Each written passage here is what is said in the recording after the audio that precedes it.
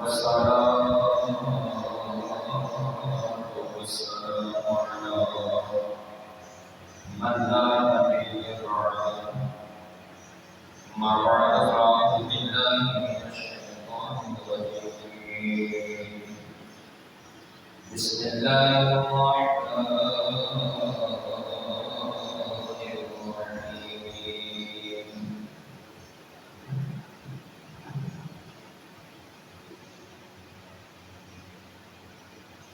وإذا سألتموهن متاعا فاسألوهن من وراء حجاب. صدق الله مولانا العظيم. إن الله وملائكته يصلون على النبي يا أيها الذين آمنوا صلوا عليه وسلموا تسليما. الصلاة والسلام عليك يا سيدي يا رسول الله وعلى آلك وصحبك يا سيدي يا حبيب الله. الصلاة والسلام عليك يا سيدي يا مكين قلوب المؤمنين وعلى آلك وأصحابك يا سيدي يا خاتم النبيين.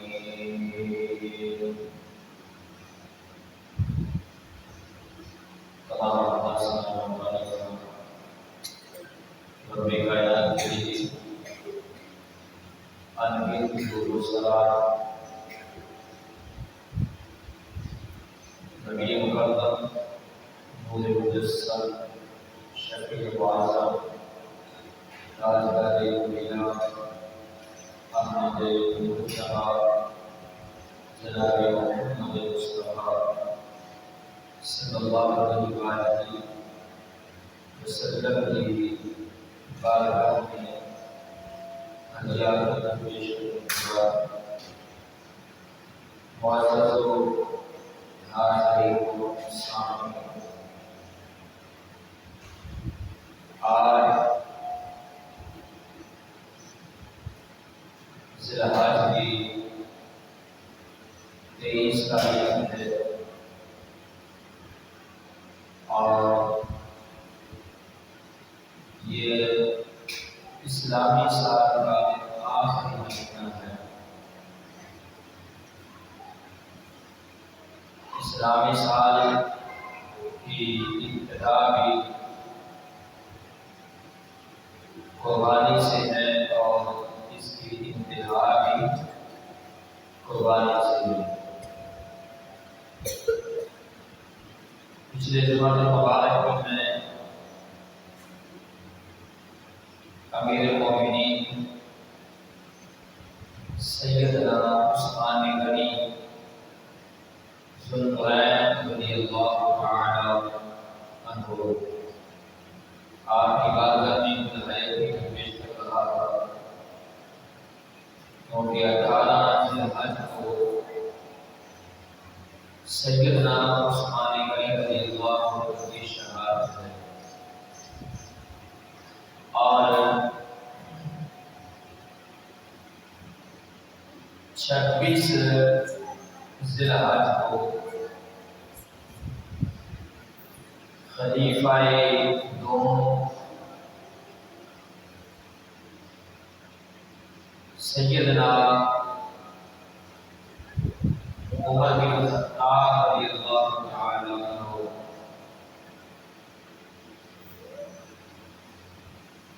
آج زخمی ہوئے اور چند دن بعد یکم محرم الحرام کو آپ کی شہادت میں۔ اسی حوالے سے آج میں مراد رسول سیدنا عمر بن خطاب رضی اللہ تعالی عنہ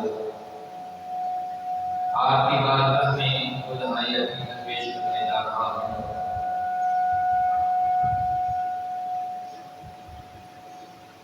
سامعین محترم،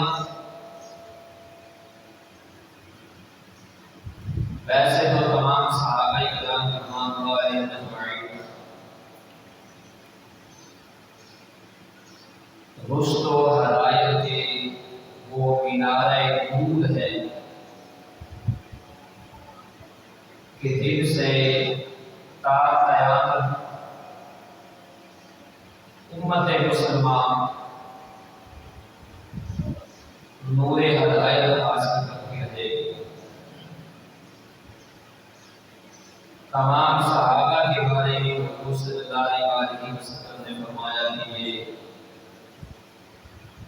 آسمانی ستارے ہیں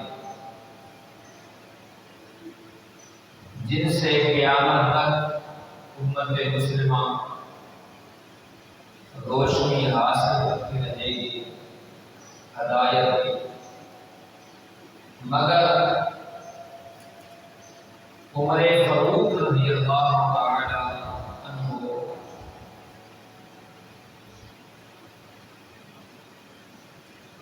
آپ تمام صحابہ کرام رضوان اللہ اجمعین میں سے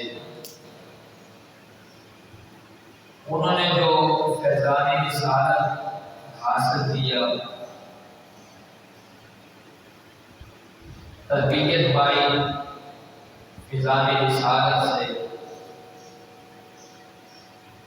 حضور پر وحی اترنے کی کیفیت انہوں نے اپنی آنکھوں سے دیکھی، اور موضوع قرآن کے محرم اور اسرار وحی سے مواقف تھے۔ اسی وجہ سے افراد صحابہ تعداد انبیاء کے مطابق اور ان کے اصحاب کے مظہر تھے۔ تمام صحابہ انبیاء علیہ السلام کی تعداد کے مطابق تھے اور ان کے اوصاف کے مظہر تھے۔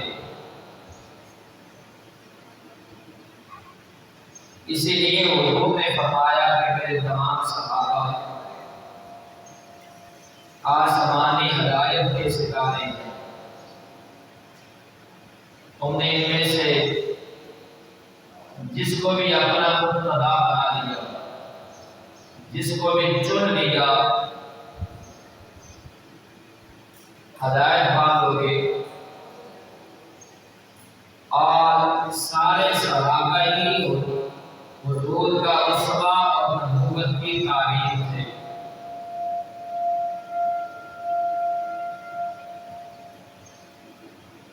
مگر سیدنا عمر فاروق رضی اللہ تعالی عنہ کو نبی نے فراست بھی دی، جس نے موافقت وحی کا مرتبہ ہے،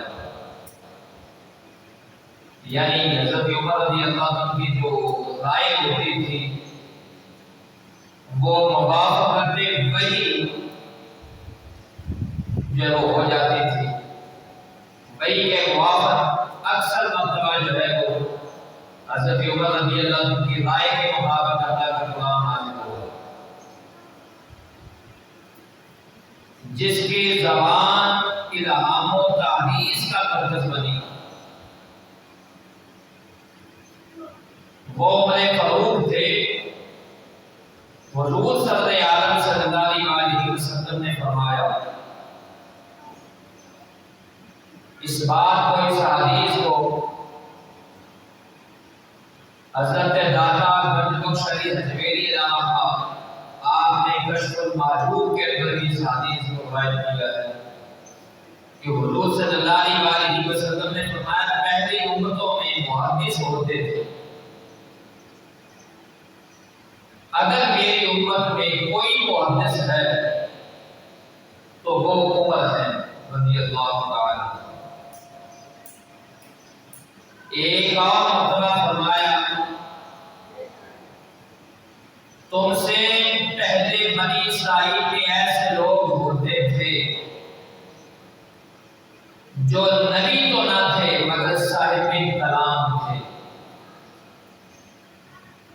اس امت میں اگر کوئی ایسا ہے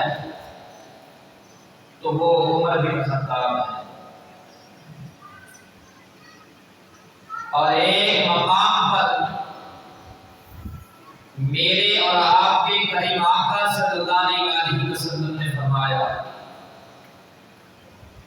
میرے بعد اگر کوئی نبی ہوتا، فرمایا میں خاتم النبیین ہوں، میرے بعد اگر کوئی نبی ہوتا تو وہ عمر بن خطاب ہوتا، مگر اللہ نے مجھ پر نبوت کا دروازہ بند کر دیا۔ اور جیسے کہ میں نے پہلے بیان کیا کہ حضور صلی اللہ علیہ وسلم نے فرمایا کہ ہر امت میں محدث ہے، میری امت میں محدث حضرت عمر بن خطاب ہے۔ اب سوال یہ ہے کہ محدث کسے کہتے ہیں؟ محدث کون ہوتا ہے؟ علماء فرماتے ہیں کہ محدث صاحب الہام کو کہتے ہیں، جس کے دل پر اللہ الہام جاری فرمائے۔ صاحب الہام کو محدث کہتے ہیں۔ اور بعد میں فرمایا محدث وہ شخص ہے جس کی رائے صائب اور ظن صادق ہو، جس کی رائے کی تصدیق جو ہے وہ اللہ کرتا ہے، جس کی رائے بھی سچی ہو۔ اور ابو احمد عسکری نے کہا جس کے قلب پر ملائے اعلیٰ سے فیضان ہو، جس کے قلب پر اللہ کی طرف سے فیضان اترتا ہو، اسے محدث کہتے ہیں۔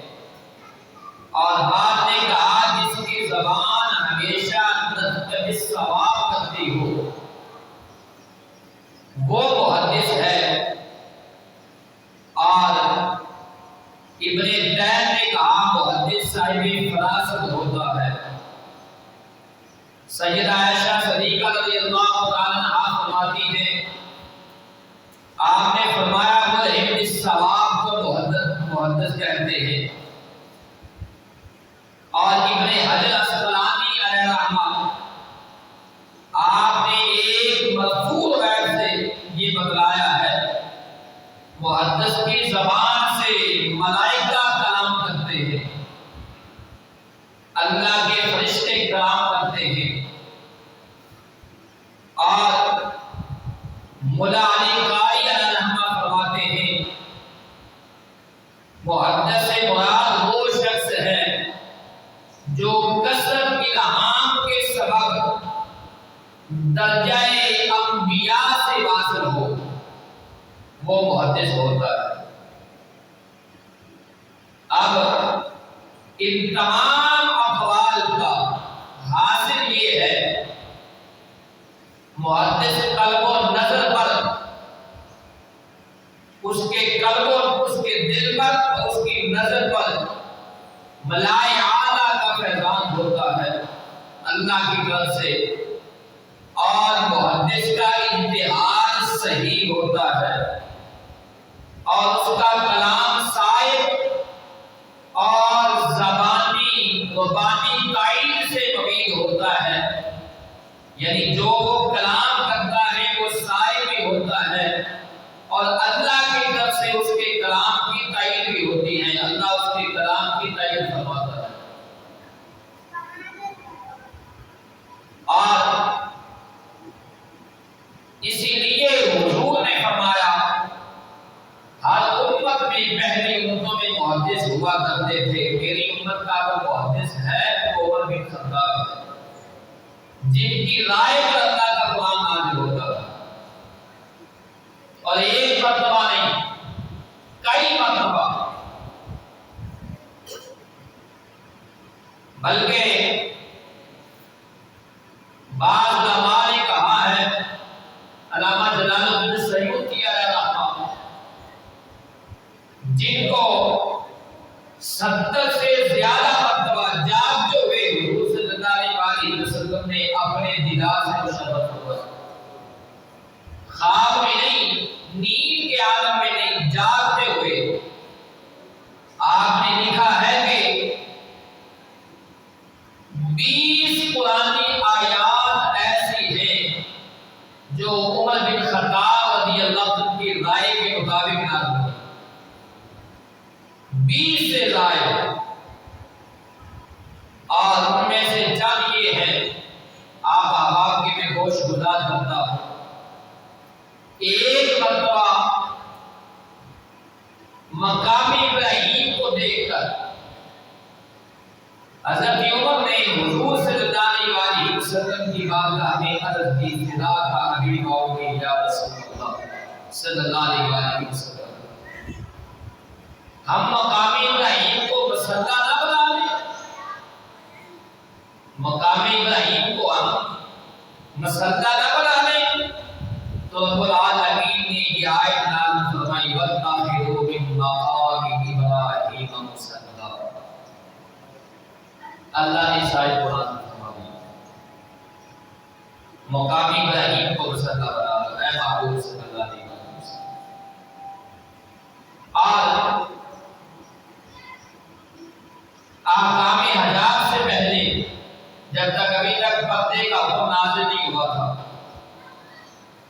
تو حضرت عمر رضی اللہ عنہ نے حضور صلی اللہ علیہ وسلم سے عرض کی، یا رسول اللہ صلی اللہ علیہ وسلم، آپ کی ازواج محترمات کے سامنے ہر قسم کے لوگ آتے ہیں، یعنی صحابہ جو ہے وہ آپ کی ازواج کے سامنے آتے ہیں، تو میری رائے یہ ہے کہ آپ ازواج محترمات کو پردے کا حکم دیں کہ وہ پردہ کیا کرے۔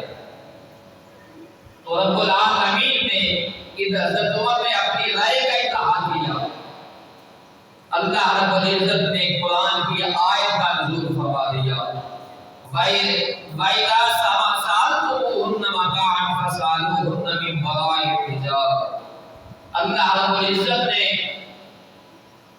فرمایا جب تم ازواج نبی سے کوئی چیز مانگو تو پردہ کی اوٹ سے مانگو، پردہ میں مانگو۔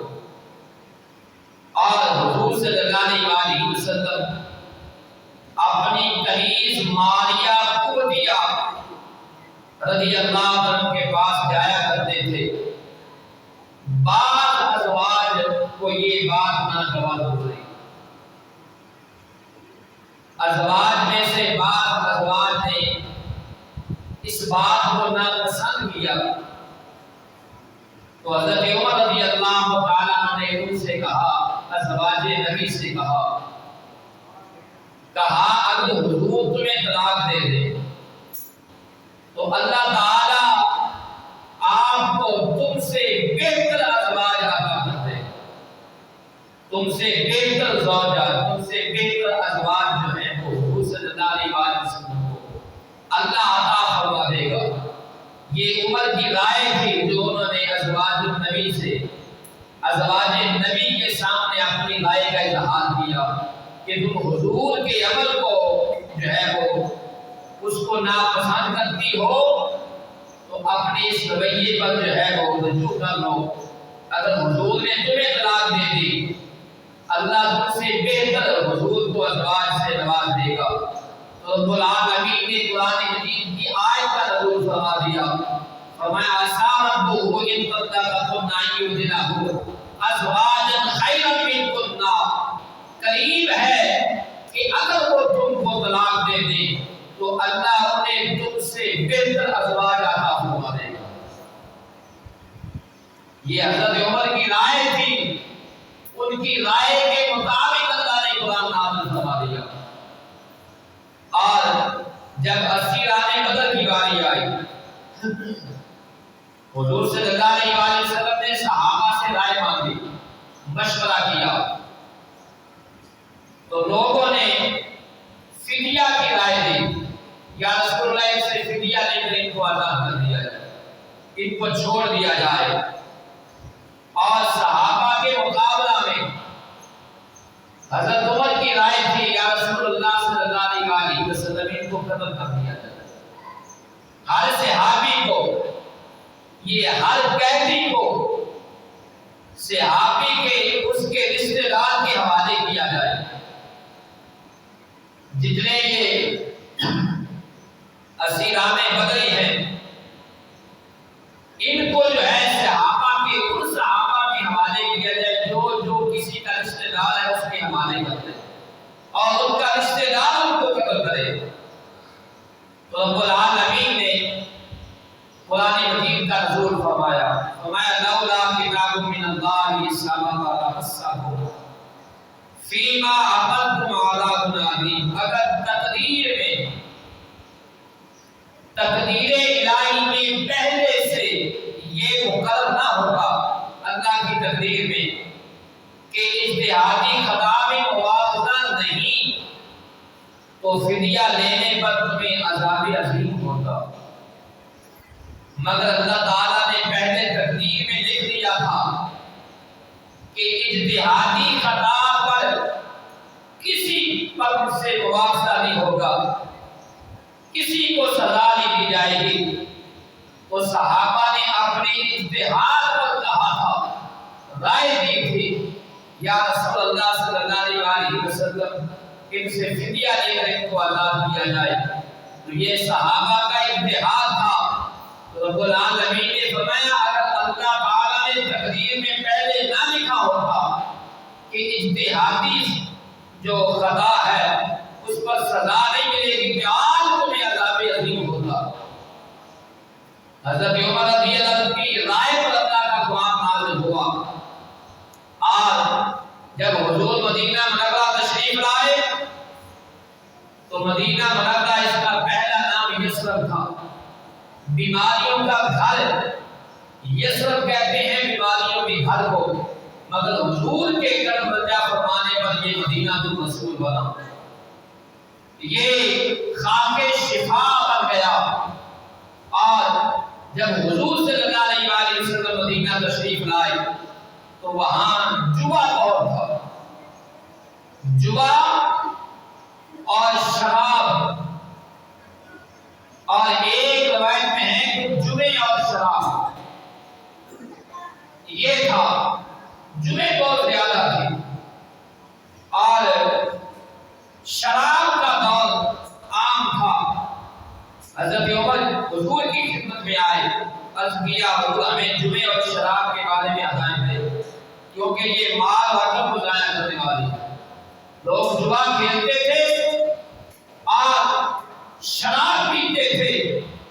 تو حضور صلی اللہ علیہ وسلم نے حضور کی بارگاہ میں عرض کیا رسول اللہ صلی اللہ علیہ وسلم اس کے بارے میں ہمیں ہدایت فرمائیں، یہ عقل کو ضائع کرتی ہے، مال کو ضائع کرتی ہے، یعنی شراب اور جوا دونوں چیزیں مال کا ضیاع ہے اور عقل کا ضیاع ہے۔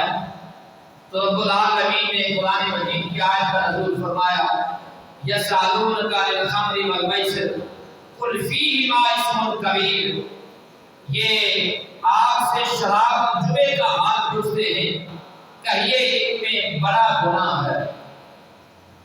یہ شراب اور جوے کا پہلا حکم تھا، اور ایک مرتبہ شراب کے نشے میں ایک صاحب نے، ایک آدمی نے نماز پڑھا دی اور نماز کے تو وہ بھول گئے۔ تو حضرت عمر نے حضور سے گزارش کی، تو رب العالمین نے پھر یہ آیت نازل فرمائی سورہ نساء کی، لا تقربوا الصلاۃ وانتم سکارى، نماز کے قریب مت جاؤ جب تم نشہ کی حالت میں ہو۔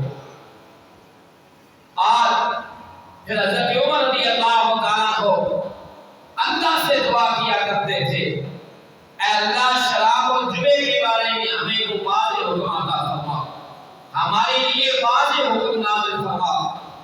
رب العالمین نے پھر یہ آیت نازل فرمائی انما الخمر والمیسر والانصاب والازلام رجس من عمل الشیاطین شیطان فاجتنبوہ، فرمایا شراب اور جوا اور بت اور پانسے ناپاک ہیں اور شیطانی کاموں میں سے۔ کتنی چیزیں گنوائی قرآن نے؟ جوا، بانسے اور بت پرستی اور شراب۔ قرآن نے کہا یہ چاروں چیزیں حرام ہیں۔ اب رب العالمین نے یہ حرام کر دیا اور یہ شیطان کے کاموں میں سے ہیں، شیطانی کام ہے۔ اور قرآن کا واضح حکم آ جانے کے بعد بھی آج اگر کوئی چاہے اپنے شادی بیاہ میں ان چیزوں کو استعمال کرے، چاہے اپنے مشاعر میں استعمال کرے، چاہے دوستوں کو راضی کرنے کے لیے ان کو استعمال کرے، جب قرآن نے کہہ دیا یہ شیطانی کام ہے تو ان کے کرنے ان کاموں کو کرنے والا پھر کیا ہوگا؟ جن کاموں کو رب نے کہہ دیا کہ یہ شیطانی کام ہے تو پھر جو ان کو کرے، جو شراب پیے، جو جگا کھیلے، جو بت پرستی کرے، جو بانسا کھیلے، ان کو کرنے والا پھر کون بنا؟ شیطان بنا۔ قرآن کی نص سے وہ شیطان ہے۔ تو جو شیطانی کام کرنے والا ہو وہ شیطان ہے، تو پھر شیطان سے خیر کی امید نہیں ہوتی، شیطان سے کسی کو خیر کی امید نہیں ہوتی۔ شیطان ہمیشہ جب چاہے، جب اس کا مطلب کہ داؤ لگے، ہمیشہ وہ کسی کا برا ہی چاہے گا، خیر یہ شیطان کے مقدر میں خیر ہوتی ہے۔ تو یہ حضرت عمر رضی اللہ عنہ کے رائے پر اللہ نے قرآن نازل فرما دیا۔ انہوں نے دعا کی تھی اے اللہ ان کے بارے میں ہمیں ہم پر تو واضح حکم نازل فرما دے۔ اور حضرت عمر رضی اللہ عنہ ہو، آج کچھ لوگ، کچھ احباب حضرت عمر رضی اللہ عنہ سے، ویسے تو وہ لوگ جو ہیں وہ کئی صحابہ سے بغض رکھتے ہیں، مگر حضرت عمر رضی اللہ عنہ سے ان کا بغض جو ہے وہ بہت سخت ہے۔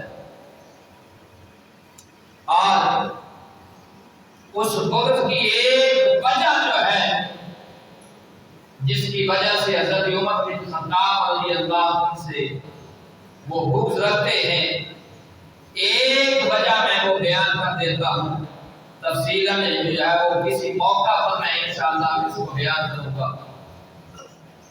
اشارہ ایک بات عرض کر رہا وہ یہ ہے کہ حضرت عمر رضی اللہ عنہ نے جس طرح سیدنا صدیق اکبر رضی اللہ عنہ نے اپنے دور خلافت میں زکوٰۃ کے معاملہ میں سخت احکام جاری فرمائے تھے، اور زکوٰۃ نہ دینے والوں کے ساتھ حضرت سیدنا صدیق اکبر رضی اللہ عنہ نے جنگ کی تھی۔ اب وہ ہے تو مسلمان ہی تھے، حضور کا کلمہ پڑھنے والے تھے، حضور کے امتی تھے، مگر انہوں نے زکوٰۃ کا انکار کیا۔ تو سیدنا صدیق اکبر رضی اللہ عنہ آپ کو کئی صحابہ نے مشورہ بھی دیا کہ ابھی جو ہے وہ اسلام اس پاور پر نہیں، صحابہ کے اوپر جو ہے وہ ابھی حضور صلی اللہ علیہ وسلم کے جانے کا غم ہے، ابھی تو صحابہ حضور کے جانے کا غم نہیں بھول پائے اور اس غم سے ابھی نہیں نکلے، اور چاروں طرف سے کفار و مشرکین نے مسلمانوں کو گھیر رکھا ہے، ابھی آپ ان کو چھوڑ دیں، ابھی کفار و مشرکین سے ہم نمٹ دیں اور پھر ان سے بات کریں گے۔ تو سیدنا صدیق اکبر رضی اللہ عنہ اکیلے کھڑے ہو گئے اور ہتھیار اٹھائے، تلوار لے کر اکیلے نکلے، اور آپ نے کہا کہ اگر کوئی بھی میرے ساتھ نہ نکلے اور مجھے قتل کر دیا جائے، میری بوٹیاں جو ہیں وہ پرندے نوچے اور جو ہے وہ میرے جسم کے ٹکڑے ٹکڑے ہو جائیں، یا تو ابو بکر زندہ رہے گا، یا یہ لوگ جس جانور کی زکات دیتے ہیں اس کی رسی بھی اگر یہ نہ دے گے تو میں اس سے جنگ کروں گا، یا ان کو پوری پوری زکات دینی ہوگی۔ جس طرح حضرت سیدنا صدیق اکبر رضی اللہ عنہ نے زکات کے معاملے میں سخت احکام جاری کر دیے تھے، اسی طرح سیدنا عمر فاروق رضی اللہ عنہ نے اپنے دور خلافت میں متع کے بارے میں سخت احکامات جاری کر دیے تھے اور سختی سے اس پر آپ نے عمل فرمایا تھا۔ لہذا ایک بغض کی جو سخت وجہ ہے وہ یہ ہے، اور اس بارے میں حضرت عمر رضی اللہ عنہ پر الزامات بھی ہیں کہ انہوں نے اس کو حرام کیا۔ جس طرح زکات کے معاملے میں سیدنا ابو بکر صدیق رضی اللہ عنہ شارع اسلام نہیں ہے، اسی طرح متع کے بارے میں متع پر جو ہے وہ سیدنا عمر فاروق رضی اللہ عنہ نے سخت احکامات جاری کرنے کے حوالے سے اس طرح عمر فاروق رضی اللہ عنہ کی شارع اسلام نہیں ہے۔ شارع اسلام محمد رسول اللہ صلی اللہ علیہ وسلم ہے، صاحب شریعت وہ ہے۔ میرے آقا کریم نے فتح مکہ کے بعد اس کو حرام کر دیا تھا، اس پر سختی سے عمل سیدنا عمر فاروق رضی اللہ عنہ نے کروایا اپنے دور خلافت۔ اور سیدنا عمر فاروق رضی اللہ عنہ آپ وہ ہیں کہ ایک صحابی ان کے غلام تھے، ابو لولو ان کا نام تھا، اور یہ عمر فاروق رضی اللہ تعالی عنہ کے پاس ایک شکایت لے کر آئے تھے۔ وہ شکایت کیا تھی؟ انہوں نے کہا ہے امیر المومنین، میرا مالک جو ہے وہ مجھ سے، کیونکہ وہ ایک چیز بنایا کرتے تھے ابو لولو، روایات میں آتا ہے کہ انہوں نے آ کر عمر فاروق رضی اللہ عنہ سے شکایت کی اور کہا کہ میرا مالک جو ہے وہ مجھ سے زیادہ جو ہے وہ قیمت لیتا ہے، اور لہذا میری قیمت کے اندر آسانی کی جائے۔ تو عمر فاروق رضی اللہ عنہ نے کہا کہ آپ اپنے مالک کے بارے میں اللہ سے ڈریں، اس کو ڈانٹا اور آپ آگے چلے گئے۔ آپ کے دل میں ارادہ یہ تھا کہ میں اس کو مالک کو مل کر جو ہے اس کو سمجھاؤں گا کہ وہ اس بارے میں تخفیف کر دے۔ اور یہ مالک کون ہے؟ ابو رافع بیان کرتے ہیں کہ حضرت مغیرہ بن شعبہ رضی اللہ عنہ کے غلام تھے ابو لولو، اور انہوں نے آ کر شکایت کی تھی کہ ہر روز 4 درہم بطور خراج لیتی ہیں وہ مجھ سے، اور ابو لولو چکیاں بنایا کرتے تھے، آٹے کی جو چکی ہوتی ہے وہ بنایا کرتے تھے، اور ان کے مالک ان سے خراج لیتے تھے۔ انہوں نے آ کر حضرت عمر رضی اللہ عنہ سے شکایت کی کہ میرے خراج کے اندر کچھ تخفیف کی جائے، تو آپ نے کہا اپنے مالک کے بارے میں اللہ سے ڈریں۔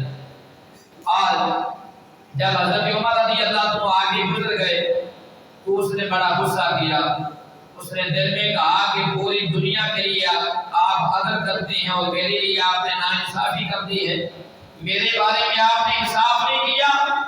تو اس نے دل کے اندر ایک قسم کر دیا، اس نے ایک نیزہ بنایا، ایک خنجر بنایا جو 2 دھاری تھا، دونوں طرف جس کو دھار تھی، اور پھر اس کو زہر دی، زہر کی پان لگائی گئی، اور 26 ذی الحجہ کو جب سیدنا عمر فاروق رضی اللہ عنہ فجر کی نماز پڑھانے کے لیے مسجد نبوی میں تشریف لائے تو وہ بالکل آپ کے پیچھے کھڑا ہوا.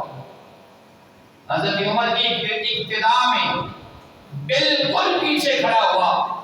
اور جب حضرت عمر رضی اللہ عنہ نے جب اقامت کہی گئی اور حضرت عمر نے مقتدیوں سے فرمایا، مقتدیوں کو کہا کہ آپ صفیں سیدھی کر لیں.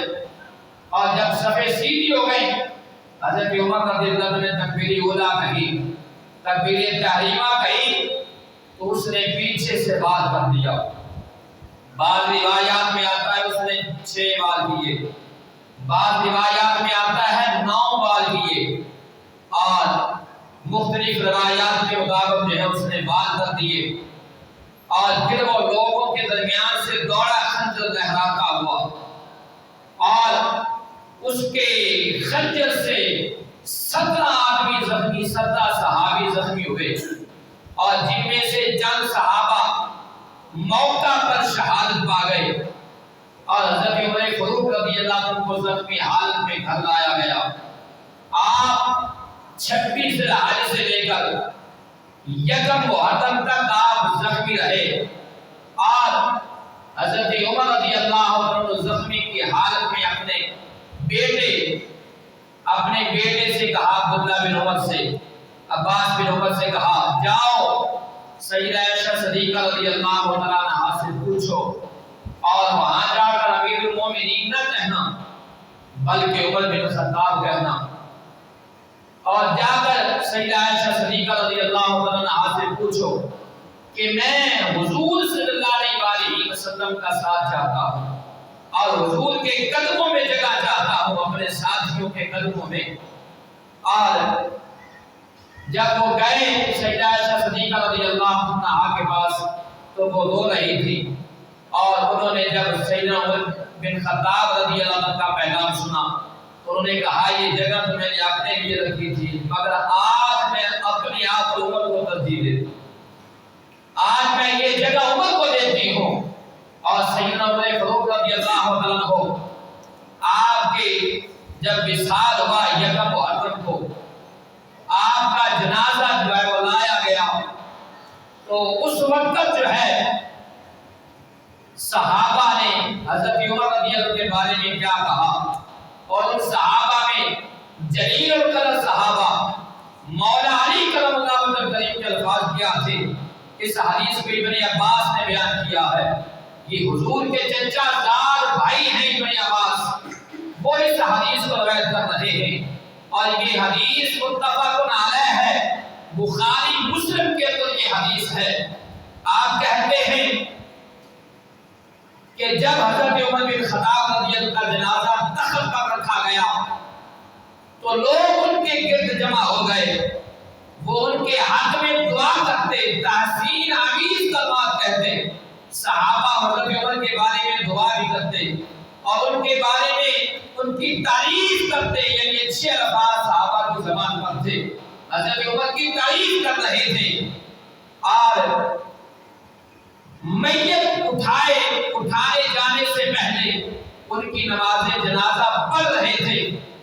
میں بھی ان لوگوں میں شامل تھا. ابن عباس کہتے ہیں میں بھی وہاں موجود تھا. اچانک ایک شخص نے کہتے میرے کندھے پر ہاتھ رکھا اور میں نے گھبرا کر پیچھے دیکھا کہ یہ کون ہے جس نے میرے کندھے پر ہاتھ رکھا ہے. کہتے جب میں نے گھبرا کر پیچھے دیکھا تو وہ امیر المومنین مولا علی کرم اللہ وجہ کریم تھے. اور مولا علی کرم اللہ وجہ کریم نے حضرت علی نے انہوں نے حضرت عمر کے لیے دعائے رحمت کی اور کہا اے عمر آپ نے اپنے بعد کوئی ایسا بندہ نہیں چھوڑا، آپ نے اپنے بعد کوئی ایسا شخص کوئی ایسا نہیں چھوڑا جس کے کیے ہوئے اعمال کے ساتھ مجھے اللہ سے ملاقات کرنا پسند ہو. اے عمر آپ نے اپنے بعد کوئی ایسا آدمی نہیں چھوڑا جس کے اعمال ایسے ہوں، ایسے نیک اعمال ہوں کہ جن کے اعمال کی بنا پر مجھے اللہ کی بارگاہ میں جانا پسند ہو. یہ صرف آپ کی ہی شخصیت تھی. اور ساتھ ہی آپ نے فرما دیا باخدا کہتے ہیں اللہ کی قسم مجھے یقین ہے کہ اللہ آپ کا درجہ آپ کے دونوں صاحبوں کے ساتھ کر دے گا. آپ کا درجہ آپ کے دونوں صاحبوں کے ساتھ یعنی ابو بکر رضی اللہ تعالیٰ اور حضور صلی اللہ علیہ وسلم دونوں صاحبوں کے ساتھ آپ کا درجہ کر دے گا. کیونکہ کہتے ہیں کیوں؟ مولا علی کہتے ہیں میں نے سنا حضور سے، میں حضور صلی اللہ علیہ وسلم سے یہ بکثرت مرتبہ سنا ہے کہ میں اور ابو بکر آئے. حضور کہتے تھے میں اور ابو بکر عمر آئے، اور کبھی حضور صلی اللہ علیہ وسلم فرماتے میں ابو بکر عمر داخل ہوئے، کبھی کہتے میں ابو بکر عمر نکلے. تو مولا علی کہتے ہیں اے عمر مجھے یقین ہے اللہ آپ کو آپ کے صاحبوں سے ملا دے گا. اللہ نے ملا دے گا. اب یہ تصدیق تو مولا علی نے کی ہے، یہ شہادت تو مولا علی کی ہے، کسی اور صحابی کی نہیں.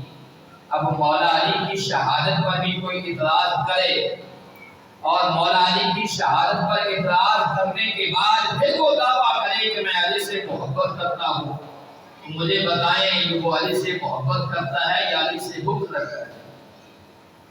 یہ محبت گلے سے نیچے نہیں ہے بلکہ دکھلاوے کی محبت گلے سے اوپر ہے.